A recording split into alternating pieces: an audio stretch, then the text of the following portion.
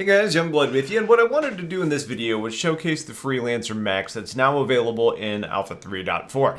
Now, if you're uncertain what the Freelancer MAX is, it is the heavy cargo variant of the Freelancer line, and if you're uncertain how to identify one, look for the Freelancer with the big booty and the extra engines, or the bright orange paint job, which a lot of people kind of hate, but I actually think it's pretty okay. It's not as obnoxiously bright as I expected it to be. It's almost a little more subtle kind of blend between like a bright orange and a rusty orange, if you will.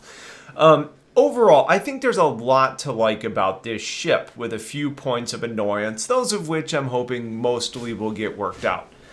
One of the things I'm still really holding out hope for on this ship is that it ends up being one of the larger ships that's able to fit through the smallest jump points.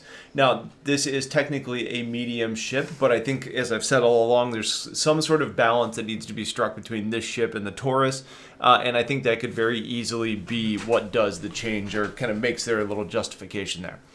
Anyways, as far as the flight is concerned, you'd think that with an empty hull, having 4 engines, it would actually be a fairly quick to accelerate ship, but that is definitely not the case. It feels more sluggish than the standard Freelancer, though I didn't really time it, just a comparison to a ship that I fly a lot. The top SCM speed on the MAX is 210 meters per second, which is actually faster than the base model at 205 meters per second. However, the top speed in cruise on the MAX is 1005 meters per second, which I compared to the Miss, which shared the same SCM speed as the base model. So I'm assuming that the 1035 on the Miss is the same as the stock Freelancer. Now, as far as like maneuvering and just control, it does roll fairly well, and yaw and pitch are somewhat responsive, but don't get the idea that this is a nimble craft. It does, however, have medium-sized gimbaled thrusters, so there is some fine control that you get when you're maneuvering the ship.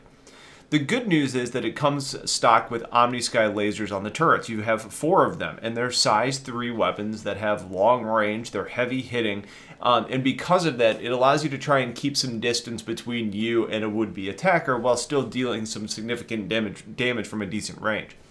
Now, in addition to those guns, you also bring 2 size 2 distortion weapons on the turret, which I believe are the DRXJ cannons, which don't really do any damage at all, but they do really make it so shields go down fast when they're hit with, energy or ballistic weapons.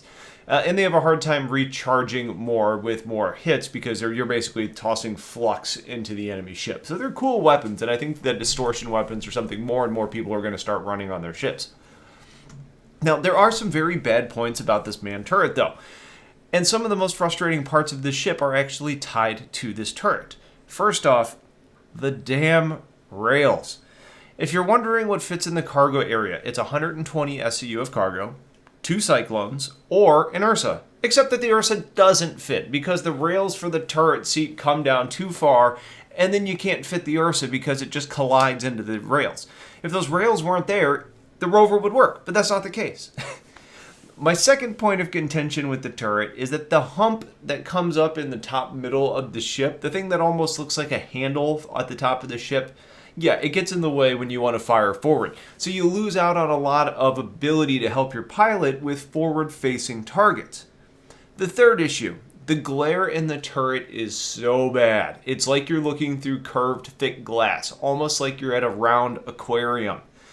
I'm hoping this one is a fixable issue because it makes the turret, especially when you're around moons or stations, the star, really anything but dark space, impossible to see out of. Now, the good thing about the turret is that I love the addition of distortion weapons for making a very good supplemental type of weapon to be used. The problem with them, though, is that if they never do damage to take down the shields, and if they don't impact other systems until the shields go down, there isn't really a good way for you to be able to run away and allow your turret to be the deterrent, because it would rely on your other guns to actually hit the target, which they can't do facing forward. So there's some balance that needs to be made somewhere with the distortion weapons before we really understand how they apply to something like a turret on the rear of a ship. Now, other than that, you can really just get a feel for how darn big this ship is compared to the base model. Now, I know this isn't very scientific, but I stepped it off in the back of the ramp on the base model, and it took my character about 4.5 steps, whereas to walk across the MAX, it took me almost 8 steps to make that happen. That lines up pretty well with the cargo difference too, considering the base model carries 66 and this one is 120, almost being twice the cargo capacity. So we're seeing almost twice the width in the back area for carrying cargo, which is pretty neat. Length of the ship is about the same, so when you start talking about the difference in cargo, it has to come from the width of that back area. Outside of that, it's a familiar ship. You know, the component rework in the back of the ship, the secondary cargo space in the middle, living quarters towards the front, and then the cockpit up front for 4 people. I'm still hoping that this and the other variant actually get some remote turret options, not only for the top rear turret, but also potentially for the sides. I think that's something that would provide value to all of these ships and maybe kind of get rid of some issues like the rails. But we'll see if that comes to fruition or not. So that's your quick review on the Max. I think this is the trading ship that I've really been waiting for. I like doing cargo with the Caterpillar, but I also like using the Freelancer. This is kind of my middle ground. This is the one I've been waiting for, so I'm very excited to have it in game. If you guys have questions, let me know. Otherwise, stay tuned for more coming your way soon, and I'll talk to you guys later. Take care.